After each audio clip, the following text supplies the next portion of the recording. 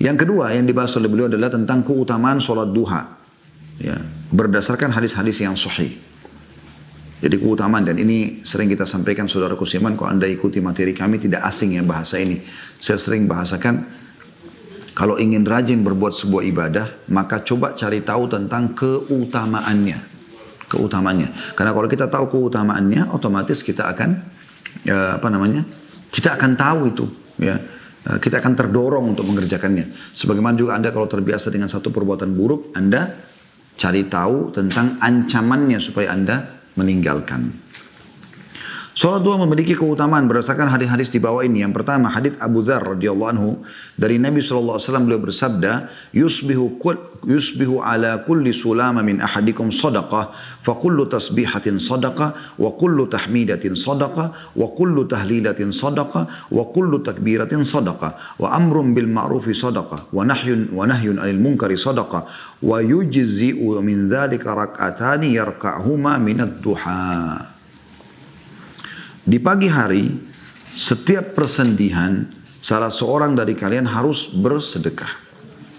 Setiap kali tasbih, ucapan subhanallah adalah satu sedekah. Setiap satu kali tahmid, ucapan alhamdulillah adalah sedekah. Setiap kali tahlil, ucapan la ilaha illallah adalah sedekah.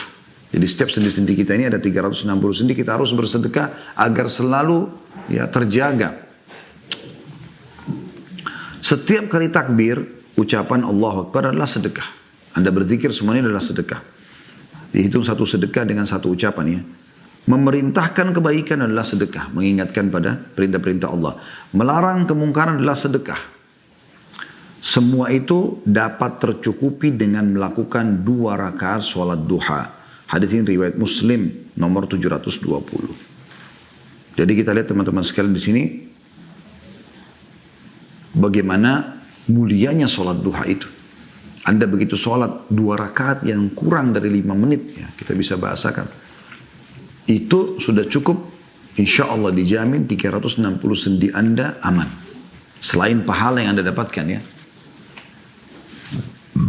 Itu hadis pertama tentang keutamaan sholat duha. Hadis yang kedua adalah hadis Buraidah radhiyallahu anhu, ia berkata, aku mendengar Rasulullah SAW bersabda, fil insani 360 mafsalan fa'alaihi an yatasaddaqa an kulli mafsalin bisadaqah.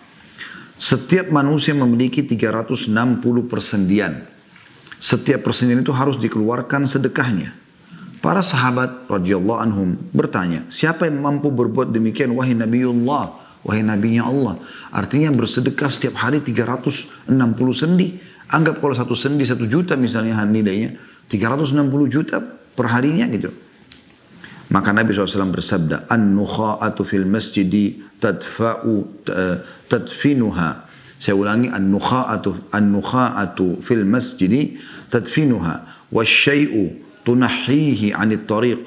Fa'in lam tajid farak'atad duha tujzi'uka. Ketika mengeluarkan dahak di masjid, engkau lalu menimbunnya.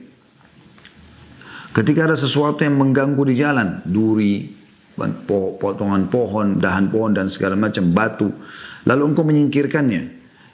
Jika tidak ada yang ditemukan, maka cukup bagimu 2 rakaat duha. Hadis ini riwayat Abu Daud dalam kitab Adab di nomor 5242, Ahmad jilid 5 halaman 354 dan disahihkan oleh Al-Albani rahimahumullah. Ya. Di antara dalil yang menunjukkan demikian adalah hadis Aisyah juga radhiyallahu anha secara marfu yang berbunyi, khuliqa kullu insanin min bani Adam ala 60 wa 300 muslim. Sesungguhnya Allah Ta'ala menciptakan anak keturunan Nabi Adam dengan 360 persendian. Hadis riwayat Muslim dalam kitab Az-Zakah nomor 1007. Jadi ini dalil yang kedua ya, tentang masalah memang dalam tubuh manusia ada 360 sendi yang dia harus bersedekah setiap hari. Kalau hadis pertama tadi kan nggak disebutkan tentang 360 sendinya ya, cuma disebutkan setiap hari harus ya, setiap pagi anak Adam itu bersedekah untuk sendi-sendinya. Lalu dijelaskanlah kalau tasbih subhanallah sedekah, tahmid adalah alhamdulillah sedekah, la ilaha illallah adalah sedekah, Allah akbar adalah sedekah, menyeru pada kebaikan adalah sedekah, melarang dari kemungkaran adalah sedekah, dan digantikan semua itu dipenuhi semua dengan 2 rakaat sholat duha. Kalau dalil yang kedua menjelaskan tentang memang ada 360 sendi di tubuh manusia. Hadis yang ketiga adalah hadis Nu'aim bin Hammar radhiyallahu anhu, ia berkata, aku mendengar Rasulullah SAW bersabda, yaqulullah ya ibna Adam la tu'jizni min 4 raka'atin fi awalin nahari akfika akhirah. Allah Ta'ala yang Allah Maha Tinggi berfirman, wahai anak Adam, janganlah kamu lemah untuk beribadah kepadaku dengan 4 rakaat di awal siang. Niscaya aku akan mencukupimu di akhir siang. Nah, jadi ini makna daripada la tu'jizni, jangan lemahkan aku, maksudnya adalah jangan luput beribadah kepadaku dengan meninggalkan duha di awal siang, sehingga aku pun tidak mencukupimu di akhir siang. Ya, sebagaimana diambil dari kitab Aunul Ma'bud Syarh Sunan Abi Daud.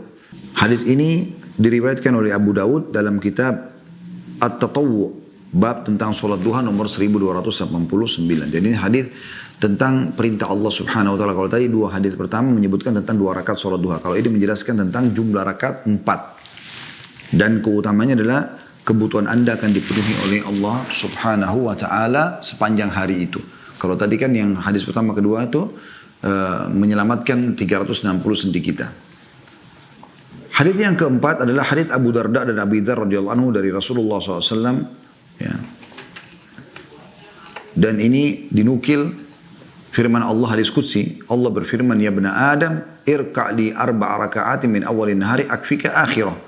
Wahai anak Adam, salatlah karena aku 4 rakaat di awal siang, maksudnya waktu duha, niscaya aku cukupi kamu di akhir siang itu.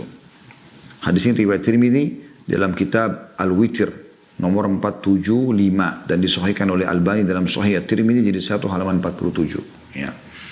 Hadis yang kelima ini semua tentang keutamaan, ya. Yaitu hadis Anas bin Malik radhiyallahu anhu tentang keutamaan salat duha bagi orang yang duduk di masjid setelah salat fajar hingga matahari naik.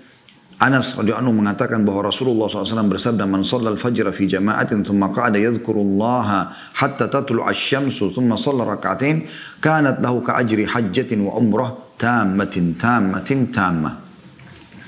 Barang siapa yang salat fajar berjamaah kemudian dia duduk berzikir kepada Allah hingga matahari naik di waktu duha, kemudian sholat 2 rakaat, maka baginya seperti pahala haji dan umrah yang sempurna.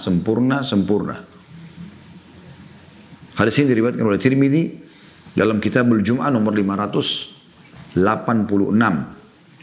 dan juga disahihkan oleh Albani dalam Sahih Sunan Tirmidzi jadi 1 halaman 181. Dan telah sahih, ya, dalam hadis bahwa Nabi SAW apabila selesai sholat fajar maka beliau duduk di tempat sholatnya hingga matahari naik dengan indahnya. Hadis riwayat Muslim dalam kitab Al-Masajid di nomor 670. Jadi ini semua hadis-hadis tentang keutamaan sholat duha. Jadi kurang lebih kalau kita simpulkan, yang pertama adalah bisa seperti bersedekah untuk penyelamatan 360 sendi. Yang kedua, kalau sholat itu 2 rakaat duha. Kalau 4 rakaat maka dipenuhi kebutuhannya pada hari itu. Dan hadis yang terakhir yang kita bahas adalah kalau dia gabungkan antara sholat subuh dan dia tidak pulang dari rumahnya sampai terbit matahari dan dia sholat duha 2 rakaat, biasanya juga ada yang mengatakan sholat syuruk, ya. Ya, tapi yang umumnya ulama bilang ini adalah sholat duha. Maka sama dengan pahala haji dan umrah.